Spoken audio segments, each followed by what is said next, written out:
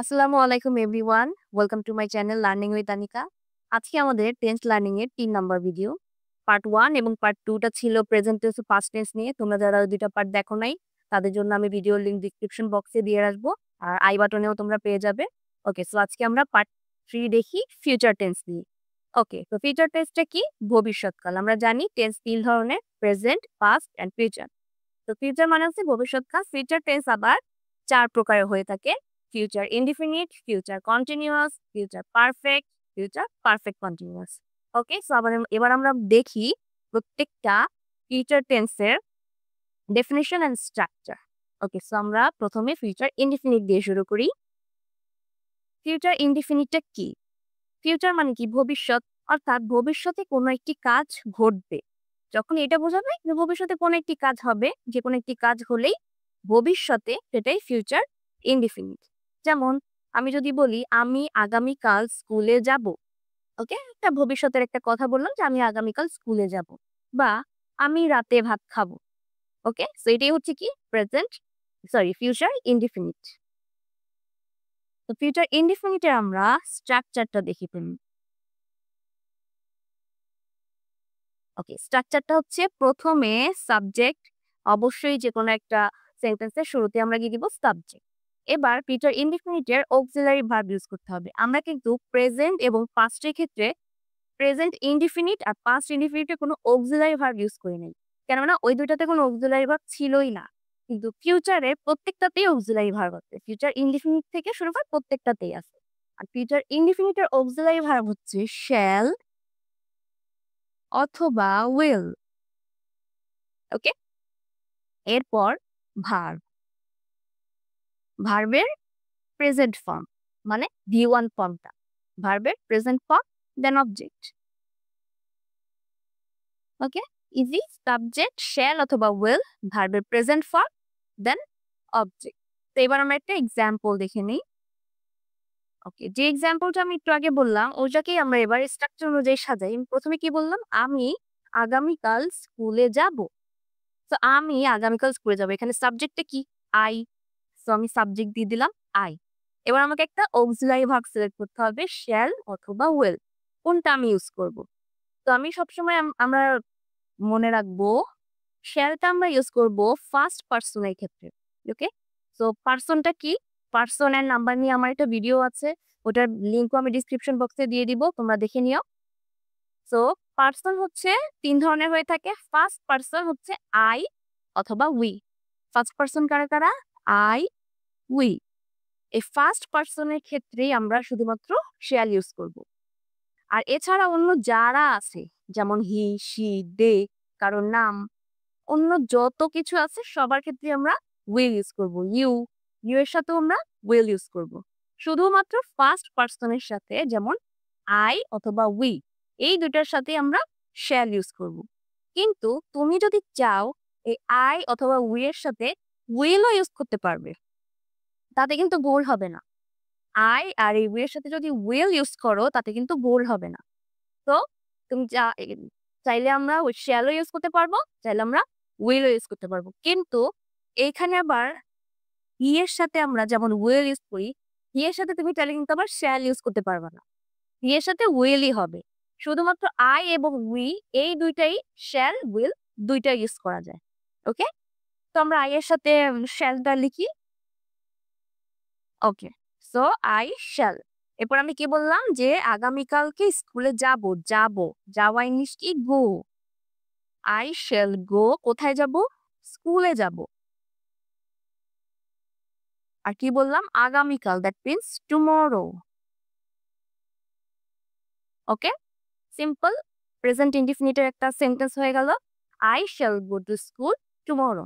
ওকে, তো আমি এবার আরেকটা দেখি, যেমন সে রাতে ভাত খাবে। তো আমরা এটা দেখি, সে হি দিয়ে লিখি। এখন আমরা অক্সিলারি ভার্বটা কি দিব? হি এর সাথে অক্সিলারি ভার্ব উইল।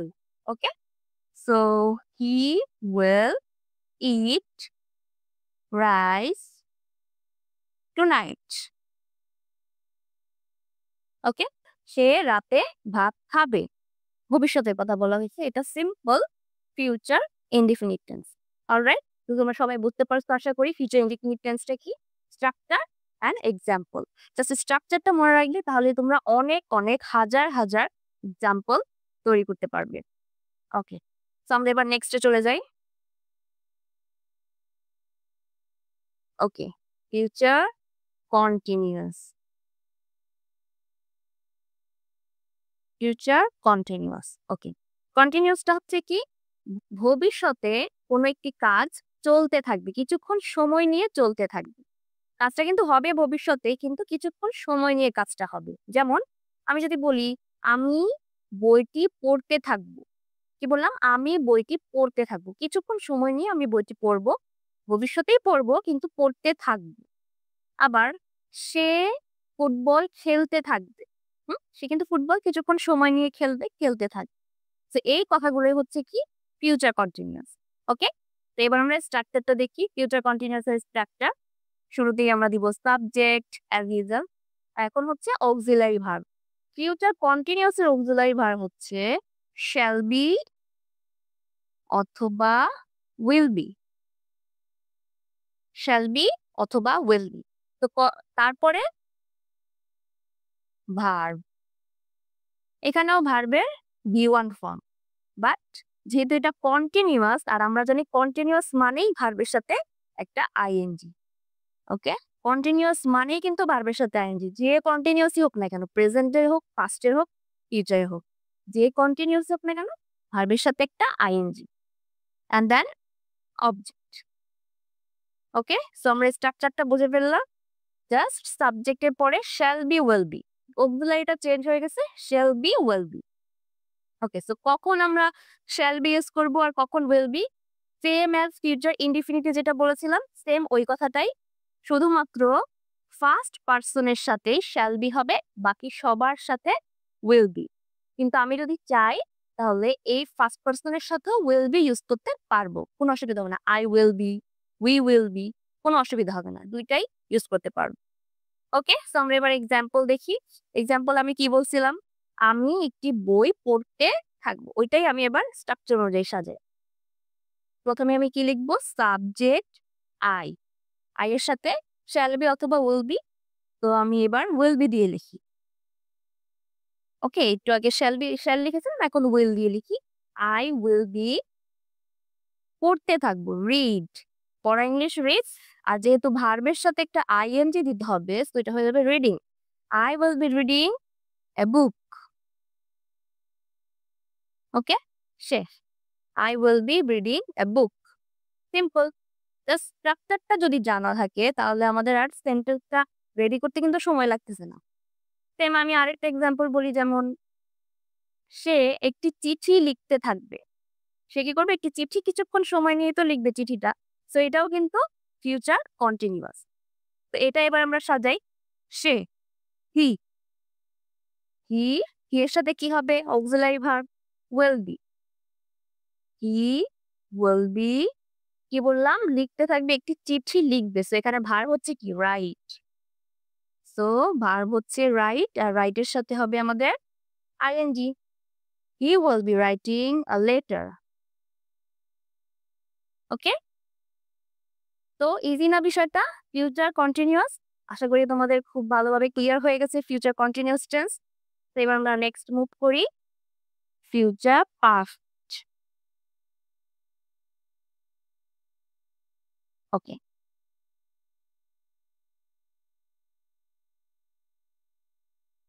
এবার দেখি ফিউচার পারফেক্ট। পারফেক্টটা কি, ফিউচার পারফেক্ট হচ্ছে ভবিষ্যতে কোনো একটি কাজ ঘটবে বাট একটা নির্দিষ্ট সময় উল্লেখ থাকবে। কোন একটা কাজ একটা নির্দিষ্ট সময়ে হবে, সেটা উল্লেখ করে বলে দেয়া হবে। যেমন কি আমি যদি বলি আমি বিকাল 4টার মধ্যে বইটি পড়ে শেষ করব, কি বললাম, আমি বিকাল 4টার মধ্যে বইটি পড়ে শেষ করব, অবশ্যই এটা ফিউচারের কথা বলছি, তাই বলে ফিউচার। আর যে 4টার মধ্যে একটা টাইম উল্লেখ করে দিছি স্পেসিফিক ভাবে, যার কারণে এটা ফিউচার পারফেক্ট। ওকে, বোঝা গেছে ডেফিনেশনটা।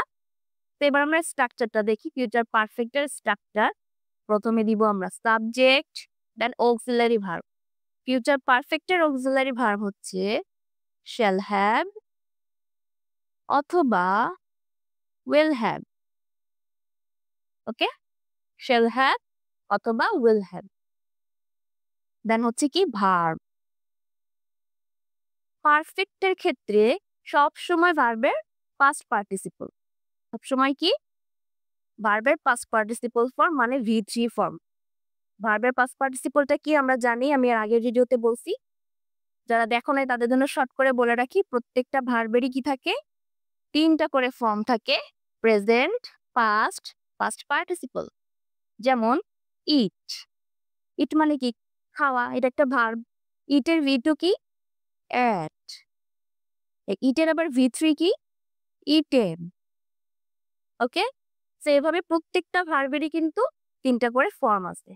পারফেক্ট টেন্সে অলওয়েজ V3 বসবে, অলওয়েজ তোমাকে কি করতে হবে, পাস্ট পার্টিসিপল ফর্মটাই লাগবে। তো সেটা যে পারফেক্টই হোক না কেন, present perfect, past perfect, future perfect, যে পারফেক্টই হোক না কেন V3 বসাবো আমরা। ওকে, দেন অবজেক্ট। সো স্ট্রাকচারটা আমরা দেখে নিলাম, এবার আমি এক্সাম্পলটা দেখি। যেটা আমি বললাম সেটাকেই আমরা এবার সাজাই, যে আমি বিকাল 4টার মধ্যে বইটি পড়ে শেষ করব। তো এবার আমরা ওই অনুযায়ী সাজাতে থাকি। আমি যেহেতু পড়বো আই, এবার আই এর সাথে কি যে কোনোটাই চাই আমি ইউজ করতে পারবো। আই এর সাথে শ্যাল হ্যাভও ইউজ করতে পারবো, আর যদি আমি চাই উইল হ্যাভও ইউজ করতে পারবো। সো আমি শ্যাল হ্যাভ ইউজ করি। ওকে, আই শ্যাল হ্যাভ। এবার আমি কি বললাম, বইটি পড়ে শেষ করব। এখানে ভার্বটা কি শেষ করা, ফিনিশ। ভার্বটা হচ্ছে কি শেষ করা, ফিনিশ। এন্ড ফিনিশ ভার্বের V3টা কি, ফিনিশ ভার্বের V2 ফিনিশড আর V3ও ফিনিশড। সো আমাকে ইউজ করতে হবে ফিনিশের V3 ফর্ম, তার মানে ফিনিশ। সো এটা হয়ে যাবে finished. I shall have finished কি ফিনিশ করব, কি একটা বই পড়ে শেষ করব, রিডিং আ বুক। কি পড়ব, রিডিং এ বুক, একটা বই। সো আমার অবজেক্টটা হচ্ছে এখানে রিডিং এ বুক। ওকে, তো I shall have finish reading a book বিকাল 4টার মধ্যে। 4টার মধ্যে এটাকে আমরা লিখবো বাই 4 PM। PM মানে বিকাল 4টা। তো হয়ে গেল আমার সেন্টেন্সটা, I shall have finished reading a book by 4 PM। আমি বিকাল 4টার মধ্যে বইটি পড়ে শেষ করব। সেখানে একটা নির্দিষ্ট টাইম স্পেসিফিক করে দেওয়ার কারণে এটা হয়ে গেল ফিউচার পারফেক্ট টেন্স। ওকে, আশা করি সবাই বুঝতে পারছো ফিউচার পারফেক্ট। এবার আমি নেক্সটে মুভ করি। ওকে, সো এবার আমরা দেখি perfect continuous, future perfect continuous.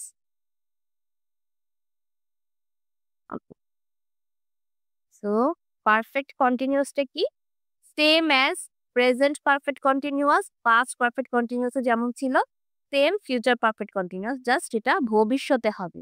মানে ভবিষ্যতে কোনো একটি কাজ দীর্ঘ সময় নিয়ে হবে। কি হবে, দীর্ঘ সময় নিয়ে হবে। যেমন আমি 2 ঘন্টা ধরে বইটি পড়তে থাকবো। ওকে, সেম এই এক্সাম্পলটাই কিন্তু আমরা প্রেজেন্ট অ্যান্ড পাস্টেও দেখেছিলাম।